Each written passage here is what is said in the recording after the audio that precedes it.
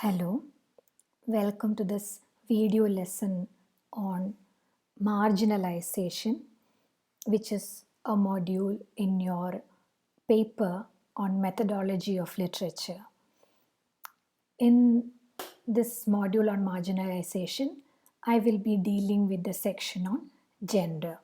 So in this video, we will first look at the concept of marginalization, what it means, and then move on to explore the concept of gender. So, marginalization comprises those processes by which individuals and groups are ignored or relegated to the sidelines of political debate, social negotiation, and economic bargaining and kept there. So basically, marginalization means when some people are moved to the margins. So imagine that society is a space where there is a center as well as a margin. Margin basically means the edges, right? നമ്മുടെ ബുക്കിലെ margin എന്നൊക്കെ പറയുമ്പോൾ ആ ബുക്കിൽ നമ്മൾ എഴുതുന്ന ഭാഗമല്ല, അതിനെ നമ്മൾ അതിൻ്റെ അരികുകളാണ്, അതിൻ്റെ ആ ഒരു എഡ്ജസിനെയാണ് നമ്മൾ മാർജിൻസ് എന്ന് പറയുക. അതുപോലെ തന്നെ സൊസൈറ്റിയിലും അരികുകൾ അല്ലെങ്കിൽ മാർജിൻസ് ഉണ്ട്. ആ മാർജിൻസിലേക്ക് പുറന്തള്ളപ്പെടുന്ന ആൾക്കാർ, in Malayalam we call it പാർശ്വവൽക്കരണം ഓർ അരികുവൽക്കരണം, മാർജിനലൈസേഷൻ എന്നുള്ളതിന് മലയാളത്തിൽ പറയുന്നതാണ്. സോ അൾട്ടിമേറ്റ്ലി ഏതൊക്കെ പ്രോസസ്സിൽ കൂടെയാണ് ചില ഇൻഡിവിജ്വൽസ് അല്ലെങ്കിൽ ചില ഗ്രൂപ്പ്സിനെ, സൊസൈറ്റിയിലെ ചില ഗ്രൂപ്പ്സിനെ മറ്റെല്ലാവരും ഇഗ്നോർ ചെയ്യുന്നത്, അവരെ മൈൻഡ് ചെയ്യാതിരിക്കുന്നത്, അല്ലെങ്കിൽ they are relegated to the sidelines. എന്തിൻ്റെയൊക്കെ സൈഡ് ലൈൻസ് ആണ്? Of political debate. എന്തെങ്കിലും ഒരു പൊളിറ്റിക്കൽ ഇഷ്യൂ വരുമ്പോൾ ആ ആളുകളുടെ മാത്രം, ആ ഗ്രൂപ്പ്സിൻ്റെ മാത്രം കാര്യം നമ്മൾ ചിന്തിക്കുന്നില്ല, അവരെ നമ്മൾ ഇഗ്നോർ ചെയ്യുന്നു, അവരെ നമ്മൾ സൈഡ് ലൈൻ ചെയ്യുന്നു. Or social negotiation and economic bargaining. എന്തെങ്കിലും ഒരു ഇഷ്യൂ സംഭവിക്കുമ്പോൾ ഇക്കണോമിക്കലി അത് ഈ ഗ്രൂപ്പ്സിനെ എങ്ങനെ എഫക്റ്റ് ചെയ്യുന്നു എന്ന് നമ്മൾ മൈൻഡ് ചെയ്യുന്നില്ല, അതിനെപ്പറ്റി നമ്മൾ ചിന്തിക്കുന്നില്ല. അതുപോലെ സോഷ്യൽ നെഗോസിയേഷൻ, സൊസൈറ്റിയിൽ നടക്കുന്ന എന്തെങ്കിലും ചേഞ്ചസ് അത് ഇവരെ എങ്ങനെ എഫക്റ്റ് ചെയ്യുന്നു നമ്മൾ ചിന്തിക്കുന്നില്ല. അങ്ങനെ അവരെ relegating them to the sidelines, അവരെ സൈഡ് ലൈൻസിലേക്ക് മാറ്റി നിർത്തുക അല്ലെങ്കിൽ പുറന്തള്ളുക എന്ന് മാത്രമല്ല, they are also kept there. ഒരു പ്രാവശ്യം പുറന്തള്ളല്ല, historically they have been kept on the margins, the sidelines, the edges of society. ഒരു എക്സാമ്പിൾ പറയുകയാണെങ്കിൽ, നമ്മുടെ നാട്ടിൽ ഈ ഫ്ലഡ് വന്ന സമയത്ത്, പ്രളയം വന്ന സമയത്ത്, കഴിഞ്ഞ 2 വർഷം നിങ്ങൾക്ക് അറിയാമല്ലോ പ്രളയം വന്ന കാര്യം. there are some sections of society who claim that they were not informed properly. For example, the adivasis in Wayanad district, ഇങ്ങനൊരു ആരോപണം ഉണ്ടായിരുന്നു. എല്ലാവരും അവരെ അധികം ശ്രദ്ധിച്ചില്ല. അവരെ കുറച്ചുകൂടി നേരത്തെ അറിയിച്ചിരുന്നെങ്കിൽ, ഡാം തുറന്നു വിടുന്നതും ഇങ്ങനത്തെ ഇതുപോലുള്ള വെതർ റിപ്പോർട്ട്സും ഈവൻ റെഡ് അലേർട്ടുകളൊക്കെ സർക്കാർ റെഡ് അലേർട്ടൊക്കെ ഇറക്കിയിട്ടുണ്ടെങ്കിലും ഈ ചില ഗ്രൂപ്പ്സിനെ ആൾക്കാർ അറിയിച്ചില്ല, അല്ലെങ്കിൽ അവരെ വേണ്ടതുപോലെ അവരിൽ ശ്രദ്ധ വന്നില്ല എന്ന് ചില രീതിയിൽ നിങ്ങൾ കേട്ടിട്ടുണ്ടാവും, പത്രത്തിലൊക്കെ ചിലപ്പോൾ കണ്ടിട്ടുണ്ടാവും. So that can be considered an example of marginalization, where there is something like the flood that is affecting the entire society and some people are somehow excluded from the benefits of that. ഇത് just ഒരു ചെറിയ എക്സാമ്പിളാണ് ഞാൻ പറഞ്ഞത്. ഇതുപോലെ ഒരുപാട് example ഉണ്ടാവും. If you think about it, every time there is any process in society, some people will automatically get the benefits and some people will never get benefits. ആ ബെനിഫിറ്റ് ഒരിക്കലും കിട്ടാത്ത ആൾക്കാരെയാണ് നമ്മൾ മാർജിനലൈസ്ഡ് എന്ന് പറയുന്നത്. So therefore marginalization can also refer to the processes by which some groups constantly derive fewer economic and social benefits than others. അങ്ങനെ ഒരു പ്രാവശ്യം ബെനിഫിറ്റ് കിട്ടാതിരിക്കല്ല, കോൺസ്റ്റൻ്റ്ലി സ്ഥിരമായി നിരന്തരമായി മറ്റുള്ളവരെക്കാളും ബെനിഫിറ്റ് കുറവ് കിട്ടുന്നവർ, മറ്റുള്ളവരെ അപേക്ഷിച്ച് പുറന്തള്ളപ്പെടുന്ന ആളുകളെയാണ് നമ്മൾ മാർജിനലൈസ്ഡ് എന്ന് വിളിക്കുന്നത്. And it is not just economic benefits, പൈസ അല്ലെങ്കിൽ ഇക്കണോമിക് സ്കീംസ് അല്ലെങ്കിൽ സ്കോളർഷിപ്സ്, അതൊന്നും മാത്രമല്ല ഉദ്ദേശിക്കുന്നത്. സോഷ്യൽ ബെനിഫിറ്റ്സ്, ഒരു സൊസൈറ്റീൻ്റെ ഭാഗമായി പ്രവർത്തിക്കുമ്പോൾ കിട്ടേണ്ട പല ബെനിഫിറ്റ്സ് ഉണ്ട് നമുക്ക്, including interpersonal benefits like friendship. അങ്ങനെയുള്ളത് പോലും കിട്ടാത്ത ആളുകളുണ്ട്. ആളുകളെന്ന് പറഞ്ഞു കഴിഞ്ഞാൽ again the next point says that marginalization is not individual, it is usually structural/social. അപ്പം നമ്മൾ 4-5 പേര് കൂടുമ്പോൾ ഒരാളെ മാറ്റി നിർത്തുന്നതല്ല മാർജിനലൈസേഷൻ, അത് ഇൻഡിവിജ്വലിൻ്റെ മാറ്റി നിർത്തുന്നതാണ്. ശരിക്കും മാർജിനലൈസേഷൻ എന്ന് പറഞ്ഞാൽ അതൊരു സോഷ്യൽ ആസ്പെക്റ്റ് അല്ലെങ്കിൽ സ്ട്രക്ചറൽ ആസ്പെക്റ്റ് ഉള്ളതാണ്. സൊസൈറ്റീൻ്റെ സ്ട്രക്ചറിൻ്റെ പ്രത്യേകത കാരണം സൊസൈറ്റിയിൽ ചില ഗ്രൂപ്പുകളെ, ഹിസ്റ്റോറിക്കലി ലെസ് പവർഫുൾ ആയിട്ടുള്ള ചില ഗ്രൂപ്പുകളെ നമ്മൾ മാർജിൻസിലേക്ക് റെലഗേറ്റ് ചെയ്യുന്നു. We sideline them or we keep them at the edges or margins of society. That is a structural way in which marginalization works at the level of the social rather than at the level of the individual. And അതുകൊണ്ട് തന്നെ marginalization is the result of several years of social exclusion, maybe even centuries of social exclusion. ഒരു പ്രാവശ്യമല്ല, നിരന്തരം വർഷങ്ങൾ, may be നൂറ്റാണ്ടുകൾ ഉണ്ടായി വരുന്ന ഒരു pattern of social എക്സ്ക്ലൂഷനാണ് marginalisation. അല്ലാതെ ഒരാളെ ഒരു പ്രാവശ്യം മാറ്റി നിർത്തുക എന്നുള്ളതല്ല മാർജിനലൈസേഷൻ. അങ്ങനെ നമുക്ക് വളരെ ഇൻഡിവിജ്വൽ ലെവലിൽ ഒരു വെറുതെ കാഷ്വലായിട്ട് അതിനെ മാർജിനലൈസേഷൻ എന്ന് പറയാം. ബട്ട് സോഷ്യൽ മാർജിനലൈസേഷൻ എന്ന് പറയുന്നത് സ്ട്രക്ചറലാണ്, സോഷ്യലാണ്. It is a result of several years of social exclusion. അങ്ങനെ ഹിസ്റ്റോറിക്കലി മാർജിനലൈസ്ഡ് ആയിട്ടുള്ള കുറച്ച് ഗ്രൂപ്പുകൾ നോക്കുകയാണെങ്കിൽ such groups include women, transgenders, other sexual minorities like lesbians, gays, transsexuals, etc. Blacks in America, you are quite familiar with what is happening there right now with the Black Lives Movement, etc. The Dalits in India, the Aboriginals or the tribals in different parts of the world, the workers or the proletariats or the urban poor, the peasants or the rural poor. And of course, during this pandemic, you must have noticed the migrant labourers. നമ്മൾ അതിഥി തൊഴിലാളികൾ എന്ന് പറയുന്ന migrant ലേബറേഴ്സിൻ്റെ അവസ്ഥയെ പറ്റിയിട്ടൊക്കെ നമ്മൾ ഒരുപാട് പത്രത്തിലൊക്കെ വായിച്ചതാണ്. All these are examples of historically marginalised sections of the population. So in this particular module or in this particular section of marginalization, we will be looking at marginalization on the basis of gender. Now, typically speaking, when we say marginalization on the basis of gender, we tend to think only about women. We think that gender means the difference between men and women, and men are the powerful ones and women are the ones with less power. So women are the marginalized ones. That is not completely false, but gender is a much more complex concept than that, and marginalization on the basis of gender means much more than the marginalization of women. So before we get into different aspects of that marginalization, let us look at the concept of gender in this video. Now, gender can mean different things. First of all, gender can mean grammatical gender. Grammatical gender just means that according to the rules of grammar, the rules of grammar basically pay attention to the gender of different nouns. Now, that nouns can be masculine, feminine or neuter. In some languages like French and Hindi, even some neutral nouns can have grammatical gender. So if you are talking about a chair or a table or a book, then that can have gender, and that grammatical gender will affect concord. That means different words in that sentence like verbs and many other words will change according to the gender of that particular noun. But this is not so in English. ഫ്രഞ്ചിലും ഹിന്ദിയിലൊക്കെ ഇങ്ങനെയാണ്, പക്ഷേ ഇംഗ്ലീഷിലും മലയാളത്തിലൊന്നും ഇങ്ങനെയില്ല. In English, only nouns referring to biological sex have a gendered aspect. ശരിക്കും biologically female അല്ലെങ്കിൽ biologically mail ആയിട്ടുള്ള nouns മാത്രമാണ്, അതിന് മാത്രമാണ് ഒരു ജെൻഡേർഡ് ആസ്പെക്റ്റ് ഉള്ളത്. ആൻഡ് അതാകെ എഫക്റ്റ് ചെയ്യുന്നത് പ്രോനൗൺസിൻ്റെ കാര്യത്തിലാണ്. For example, if you're talking about a man, you use the pronoun he. If you're talking about a woman, you use the pronoun she. And if you're talking about an object, something without gender, then you use the pronoun it. So this is how grammatical gender works.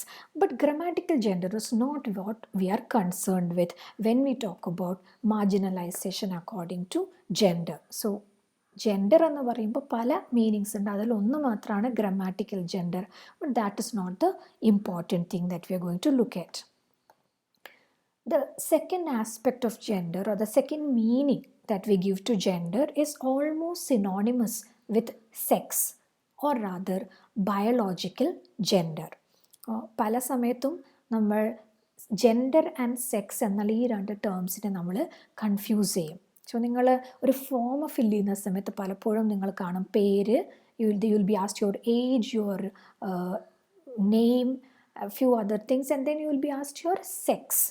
So here they are asking which particular sex you belong to. Are you a man? Are you a woman? Etc. Nowadays you have other options also. Earlier it used to be only male, female. But when we are talking, sometimes casually somebody might ask about the gender.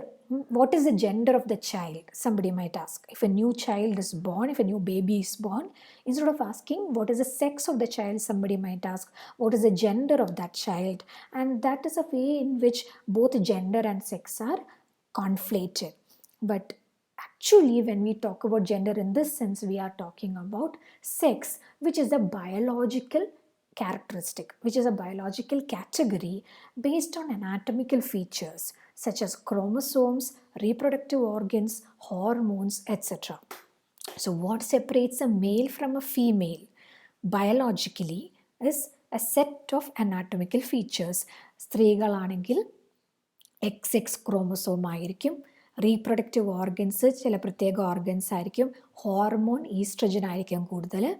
അതുപോലെ തന്നെ males ആണെങ്കിൽ, ആണുങ്ങളാണെങ്കിൽ XY chromosome ആയിരിക്കും. Instead of having ovaries, they will have testes and other kind of secondary sexual organs, secondary reproductive organs. Then they will have an excess of testosterone hormone rather than estrogen, etc. etc. ഇങ്ങനെയുള്ള ചില biological കാറ്റഗറീസിൻ്റെ ബേസിൽ നമ്മൾ എങ്ങനെ we can divide gender into male, female, intersex, etc. So those who have the male chromosome and primary and secondary sexual characteristics of a male will be considered of male sex. Those who have an XX chromosome and the primary and secondary sexual characteristics of a female will be considered of female sex. Then there is something called intersex, which refers to a variety of conditions in which a person is born with the sexual anatomy or the reproductive anatomy that does not fit into this binary of male/female. അതായത് കൃത്യമായിട്ട് നമുക്ക് mail എന്നോ female എന്നോ അവരുടെ biology വെച്ച് കൃത്യമായി പറയാൻ പറ്റാത്ത ആളുകളെയാണ് നമ്മൾ ഇൻ്റർസെക്സ് എന്ന് പറയുന്നത്. അത് പല രീതിയിലാവാം. It can be like a person who has some male sexual organs outside but female reproductive organs inside. പുറമേ നിന്ന് കണ്ടാൽ പുരുഷനാണെന്ന് തോന്നും, പക്ഷെ അകത്ത് ഫീമെയിൽ റീപ്രൊഡക്റ്റീവ് ഓർഗൻസ് ഉണ്ട്. ഇനി അതുമല്ല, പുറത്തും അകത്തും എല്ലാം bodily it looks like they have the same organs assigned to their particular sex. So they will have a male sexual organ, they will have male reproductive organs as well, but they will have a female chromosome or vice versa. All these things are possible. So we, rather than the typical understanding that biological sex refers to just male and female, nowadays doctors say that biological sex can refer to several variations. There is male, there is female, and then there are the different variations that can be combined under this umbrella term called intersex. Something that is very important about biological sex is that usually not always, but usually biological sex cannot be changed except with medical intervention. So if you are biologically a female, you cannot just automatically change into a male. You cannot just decide one day to change and become male unless you undergo certain medical procedures that will convert your sexual and reproductive organs into that of the other sex. Normally ഇങ്ങനെയാണ്. Now let us look at some examples for biological gender. I have given a few statements here, and these refer to sex or biological gender. First statement, women can give birth, men can't. So this is related to the reproductive organs, the biological anatomical differences between men and women. So this is about biological gender. Second point, men's voices change during puberty, women's don't. This is a kind of secondary sexual characteristic. This is due to the presence of certain hormones that during puberty, in their teenage, when they are growing up, men's voices undergo a change. When they are little boys, they have very clear and sweet voices just like women, but during puberty it becomes deeper. Men's voices become much deeper. This is a change that happens only to men and not to women. This is based on, again, certain biological differences, the differences due to hormones.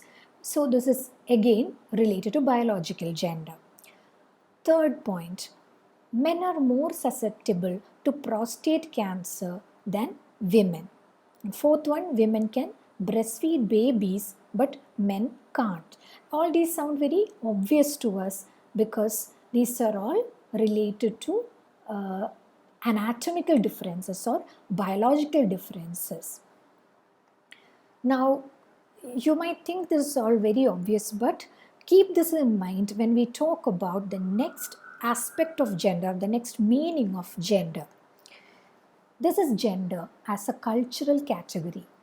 Now, normally when we study gender, we are studying gender not as a grammatical category unless it is in linguistics, and not as a biological category, but as a cultural category. And this is why it is important to remember that when we talk about the biological category, it is much more precise to call it sex rather than gender, and use the term gender only to refer to this cultural category.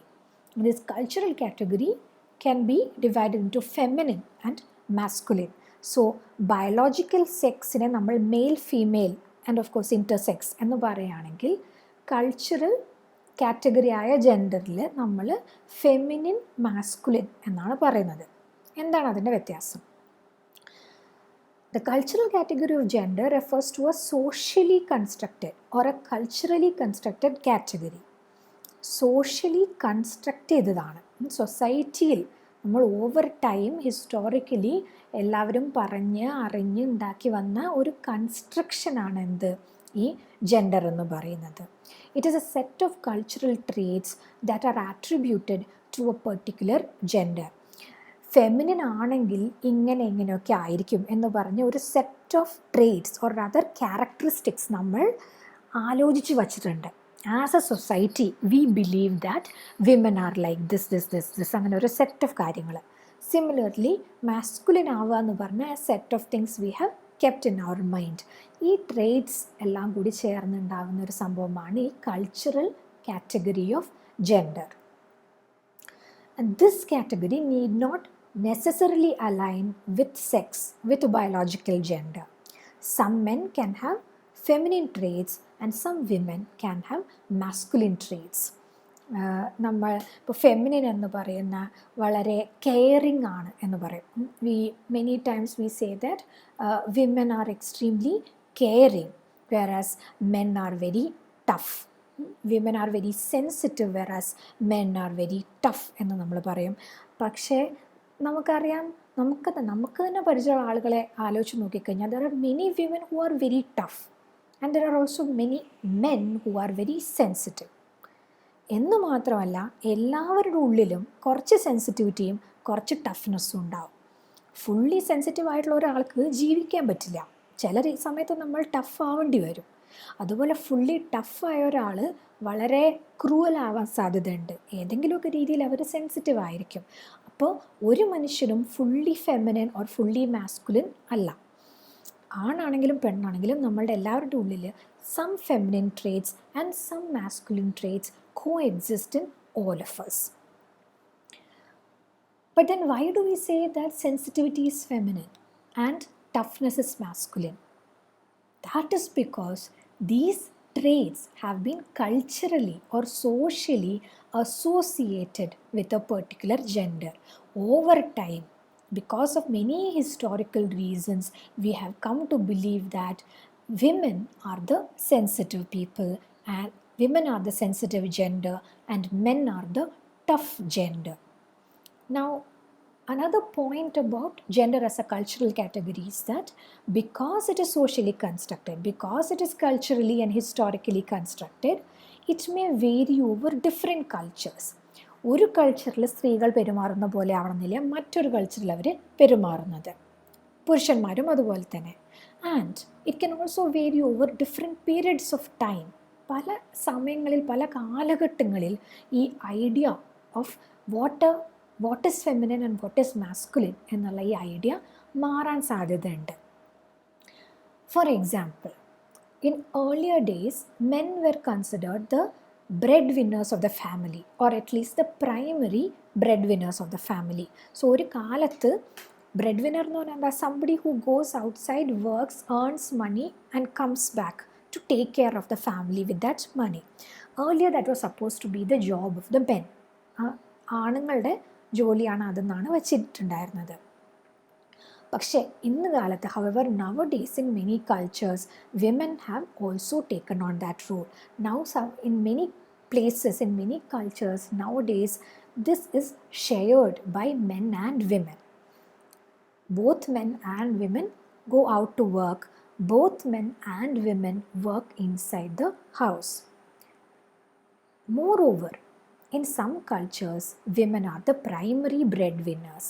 ചില കൾച്ചേഴ്സിൽ അല്ലെങ്കിൽ ചില സ്ഥലങ്ങളിൽ അല്ലെങ്കിൽ ചില ഏജസിൽ നമ്മൾ കാണുന്നത് ഇത് completely different ആയിട്ടാണ്. Women go out, they do the work and they bring money home and men might do the house work. All this is possible because being a breadwinner and being the person who does the housework is not a biological difference.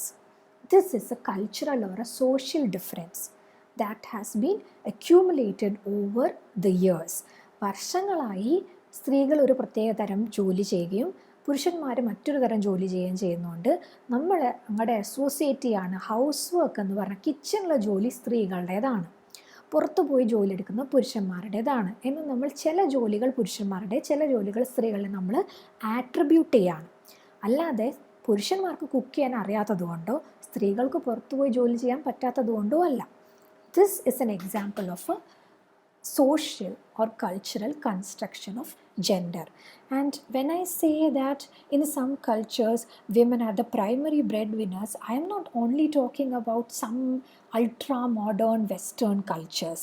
അതല്ല, ഒരുപാട് tribal കൾച്ചേഴ്സിൽ നമുക്ക് നോക്കിക്കഴിഞ്ഞാൽ അറിയാം. And of course many other cultures I'm sure, but ഒരുപാട് tribal cultures, for example if you go to the north east of India, Mizoram, Meghalaya ഇങ്ങനെയുള്ള സ്ഥലങ്ങളിൽ പോയാൽ പലപ്പോഴും നമ്മൾ കാണുക മാർക്കറ്റ്സിലെല്ലാം പണിയെടുക്കുന്നത് സ്ത്രീകളാണ്. സോ ഫാമിങ്ങും പുറത്തുപോയി സാധനങ്ങൾ വിൽക്കുന്നതും ആളുകളുമായി ഇടപഴകുന്നതും പൈസ ഹാൻഡിൽ ചെയ്യുന്നതും തിരിച്ച് പൈസ വീട്ടിൽ കൊണ്ടുവന്ന് അതെങ്ങനെ സ്പെൻഡ് ചെയ്യണമെന്ന് തീരുമാനിക്കുന്നതെല്ലാം സ്ത്രീകളാണ്. മറ്റ് ചില ജോലികളാണ് പുരുഷന്മാർ ചെയ്യുന്നത്. So in many places what we consider normally, what we consider in our culture to be the job of men is done by women, and what we consider to be the domain of women is taken over by men. All these are examples of how gender functions as a cultural category.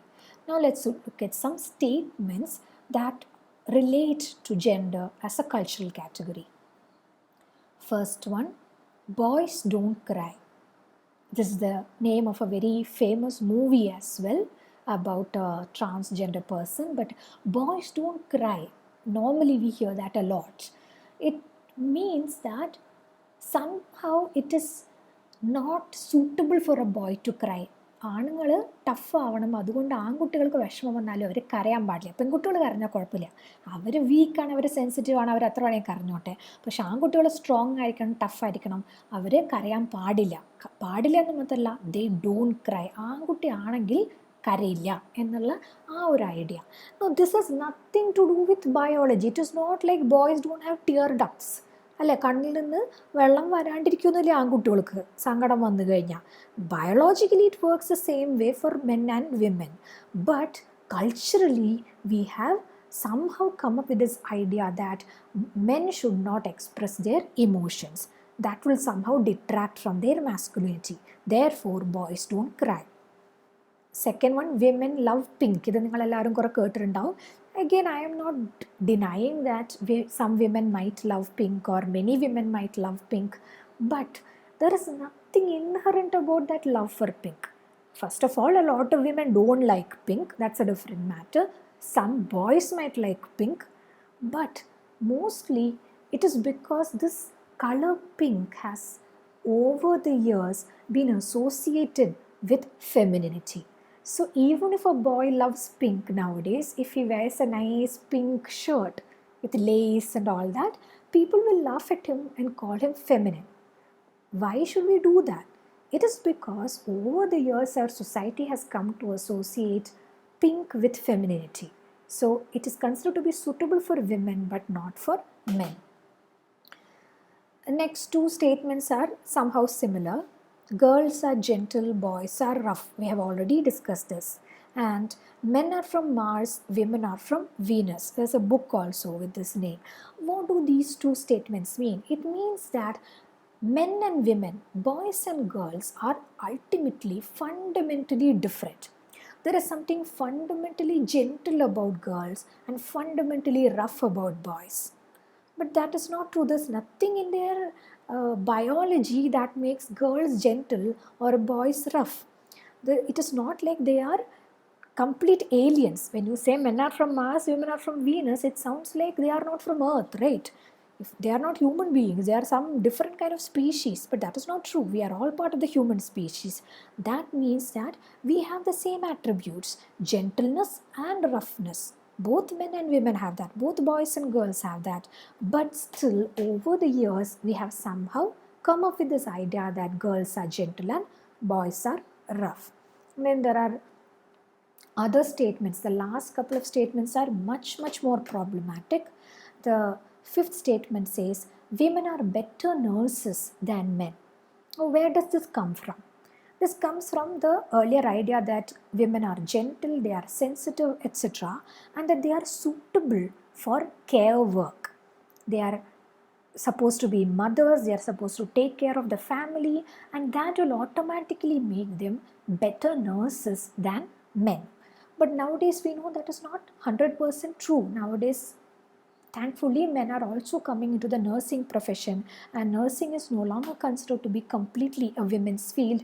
But still we know that the moment you say a nurse, we tend to think of a woman rather than a man, because that is how we have been, that is how society has shaped our thought.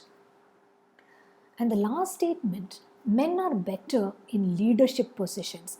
Where does this come from? Again, socially, because in most societies, families have been headed by men. Men have been the heads of the family. The father has, in most cases, the father has been the head of the family.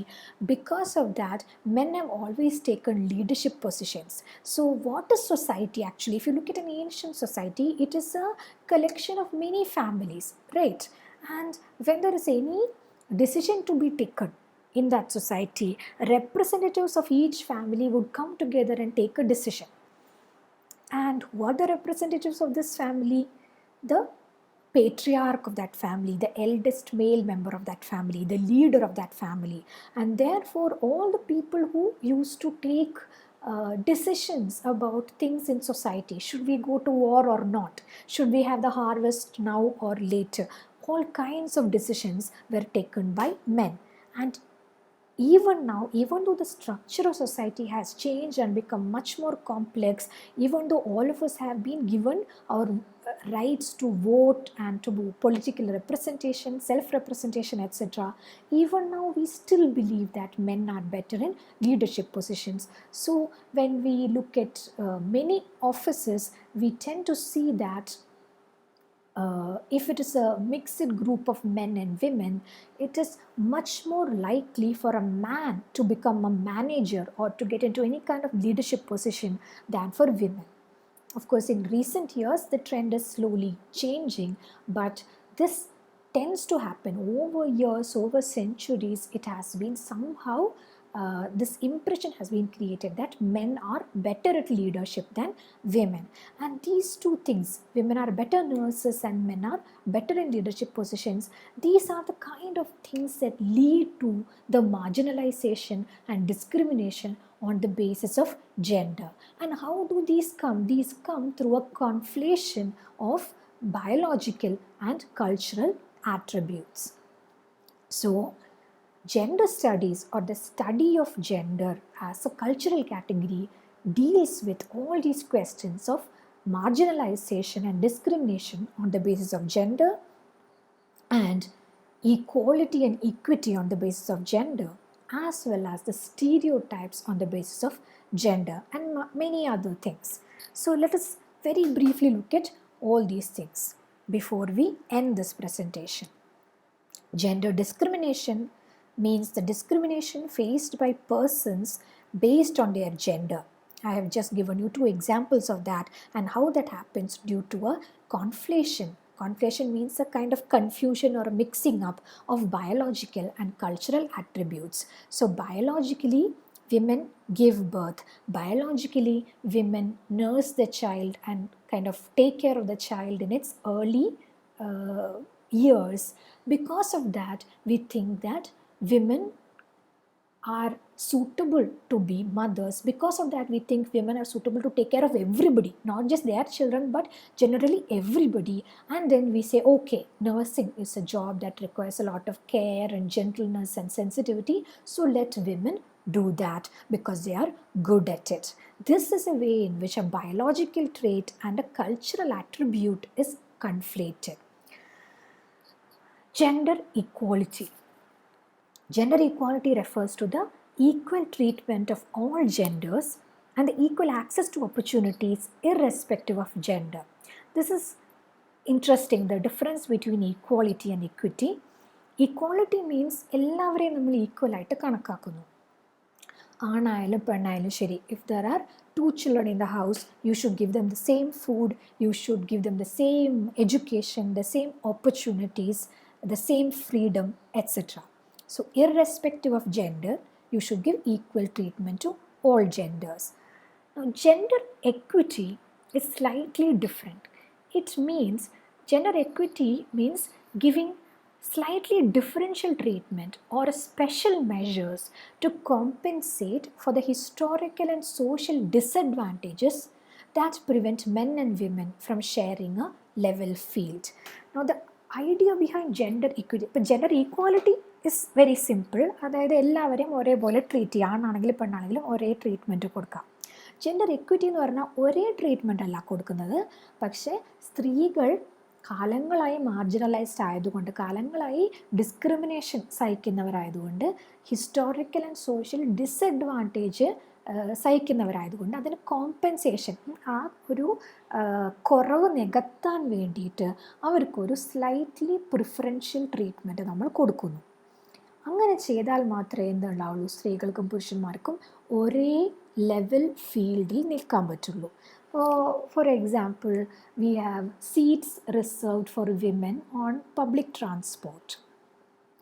Why do we do that? We can always say that that is actually not equality. If we look at it from the perspective of gender equality, that is unnecessary, because all we need is equal opportunity for both men and women to access those seats. But because of many problems faced by women in the society, including many physical problems, problems of physical violence, sexual violence, etc., and many other issues, there is an understanding that women should be given a bit more opportunity, because men are physically more powerful than women. If there are only 10 seats, and if there are maybe 10 men and 10 women, it is quite possible that if they all run for the seats, the men will be able to push the women aside with their strength and occupy all those 10 seats, and not a single woman will get a seat. Now, this is a very simplistic example. ഇതുപോലെ ആരും ആണുങ്ങൾ പെണ്ണുങ്ങളെ തട്ടി മാറ്റി പോയിട്ട് സീറ്റിലിരിക്കും എന്നല്ല ഞാൻ പറയുന്നത്.